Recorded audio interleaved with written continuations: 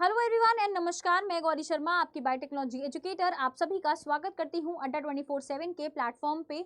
So students, JNU यानी कि Jawaharlal Nehru university ने 122 एकेडमिक पोस्ट के लिए ये एडवर्टाइजमेंट जो है वो जारी कर दिया है, जिसमें डिफरेंट टाइप की एसोसिएट लेक्चरर या फिर असिस्टेंट लेक्चरर के लिए यहाँ पर पोजीशंस जो हैं वो आप लोगों के लिए निकाल दी गई हैं।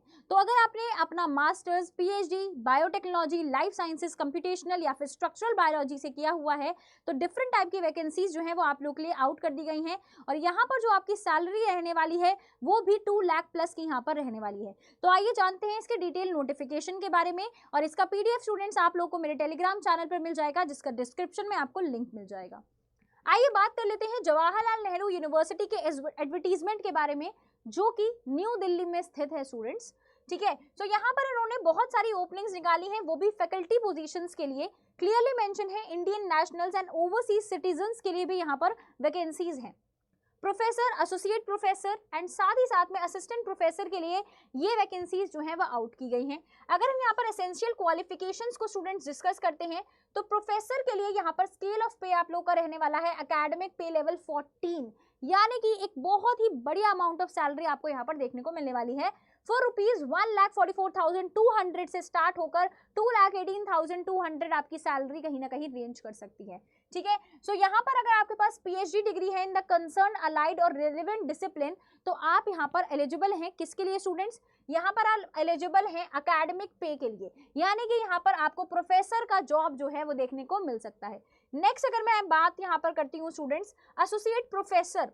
एसोसिएट प्रोफेसर अगर आप बनना चाहते हैं अपनी लाइफ में तो आप यहाँ पर अप्लाई कर सकते हैं। यहाँ पर स्केल ऑफ पे आप लोगों का रहने वाला है स्टूडेंट्स एकेडमिक पे लेवल 13, यानी कि 1,31,400 से लेकर 2,17,100 रुपए जो है वो आप लोग का क्या रह सकता है, यहाँ पर पे स्केल स्टूडेंट्स रह सकता है। अगर हम इसी के साथ आगे बात करते हैं, यहाँ पर आपका जो एकेडमिक क्वालिफिकेशंस है वो क्या नीडेड है?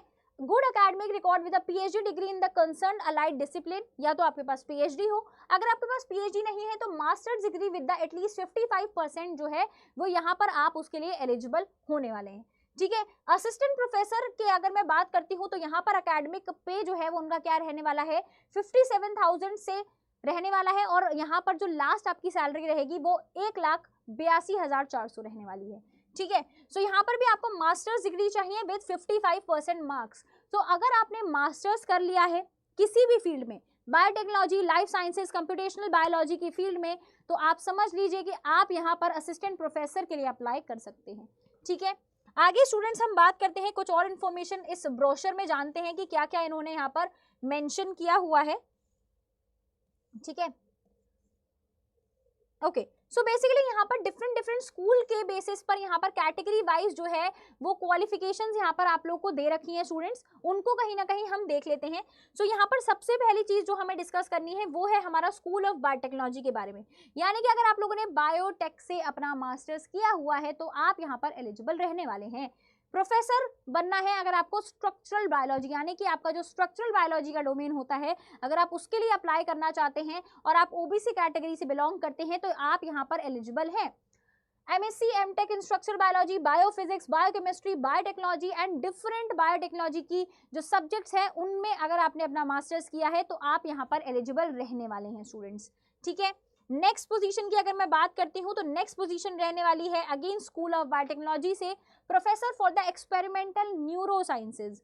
तो अगर आप ओबीसी की बैकलॉग कैटेगरी से बिलोंग करते हैं तो आप यहाँ पर अगेन एलिजिबल होने वाले हैं, जिसमें आपको एमएससी चाहिए न्यूरो साइंस में, लाइफ साइंसेज में, बायोटेक्नोलॉजी के किसी भी यूनिट, किसी भी सब्जेक्ट में आपने यहाँ पर करा हो सकता है अपना मास्टर्स, तो आप यहाँ पर अप्लाई कर सकते हैं। ठीक है, नेक्स्ट अगर मैं बात करती हूँ अगेन प्रोफेसर का यहाँ पर वैकेंसी आपको दे रखा है ओबीसी, लेकिन यहाँ पर आपकी जो एलिजिबिलिटी है वो मास्टर से शिफ्ट होकर पीएचडी हो गई है।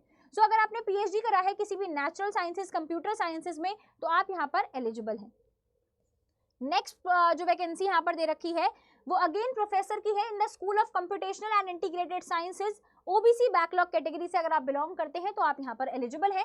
PhD in any natural science and computer science with specialisations यहाँ पर आपको मेंशन है, तो यहाँ पर आप यहाँ पर अप्लाई कर सकते हैं अगर आप एलिजिबिलिटी क्राइटेरिया को संपूर्ण तरीके से प्रेफर करते हैं तो। ठीक है, आगे स्टूडेंट्स मैं बात कर लेती हूँ डिफरेंट टाइप की लाइफ साइंसेस के लिए भी इन्होंने यहाँ पर जो वैकेंसीज हैं उनको आउट किया हुआ है।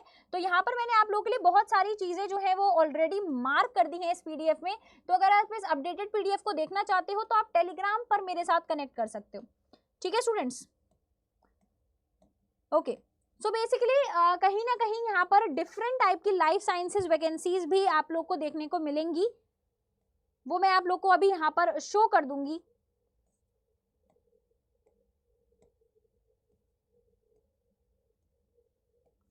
बहुत सारी वैकेंसीज आप देख सकते हो कि यहाँ पर आपको लाइफ साइंस की वैकेंसीज भी देखने को मिलती है स्टूडेंट्स।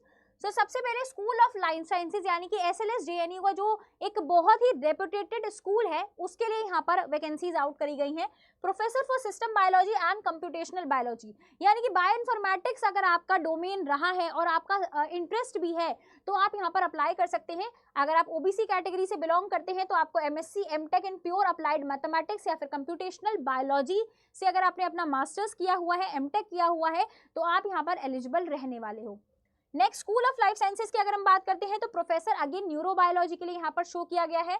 एससी कैटेगरी से अगर आप बिलोंग करते हैं और आपने अपना मास्टर्स एमटेक किसी भी biological science, life sciences, biochemistry के साथ किया हुआ है, बायोलॉजी के साथ किया है, न्यूरोबायोलॉजी के साथ किया है, तो आप यहाँ पर एलिजिबल हैं स्टूडेंट्स। ठीक है, आगे मैं बढ़ती हूँ इसी के साथ स्टूडेंट्स। तो यहाँ पर और भी वैकेंसीज हैं। यहाँ पर ओबीसी के लिए है प्रोफेसर ऑफ मॉलिक्यूलर मेटाबॉलिज्म के लिए। यहाँ पर आपने अगर एमएससी किया हुआ है, एमटेक किया हुआ है बायोलॉजिकल साइंसेज या फिर लाइफ साइंसेज में, तो यहाँ पर आप अप्लाई कर सकते हैं। अगेन यहाँ पर प्रोफेसर इन्फेक्शन बायोलॉजी के लिए दे रखा है, यानी कि अगर आप ओबीसी कैटेगरी से होने वाले हैं और आपने अपना एमएससी एमटेक किया हुआ है बायोलॉजिकल साइंसेज या फिर लाइफ साइंसेज की किसी भी फील्ड से, तो आप यहाँ पर एलिजिबल रहने वाले हैं।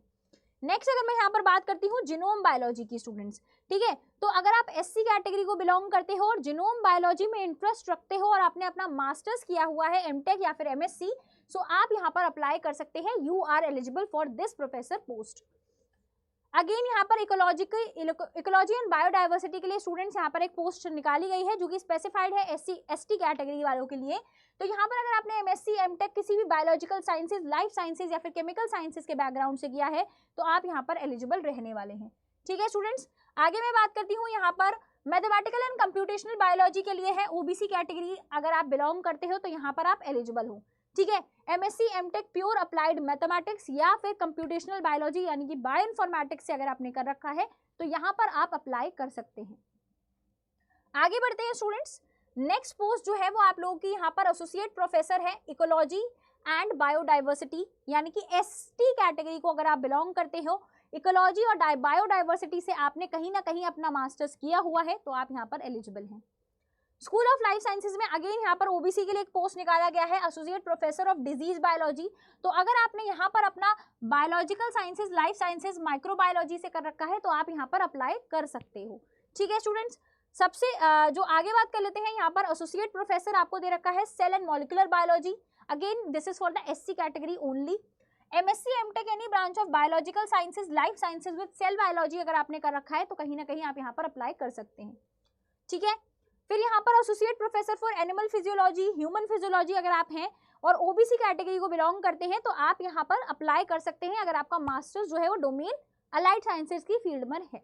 ठीक है, नेक्स्ट अगर मैं बात करती हूँ यहाँ पर असिस्टेंट प्रोफेसर वायरोलॉजी, अगर आप ओबीसी कैटेगरी को बिलोंग करते हो और आपने अपना मास्टर्स किसी भी biological sciences, life sciences with microbiology subject के साथ किया हुआ है, तो आप यहाँ पर एलिजिबल रहने वाले हैं।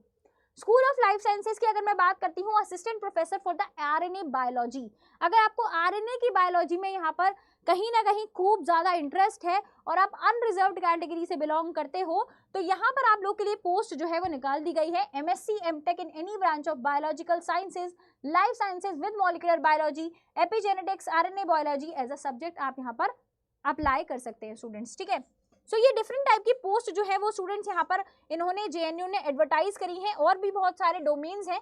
तो यहाँ पर हम देख लेते हैं स्कूल ऑफ फिजिकल साइंसेज, यानी कि अगर आपने फिजिक्स में भी किया हुआ है तो भी आप ओबीसी कैटेगरी को अगर बिलोंग करते हो तो यहाँ पर आप अप्लाई कर सकते हो।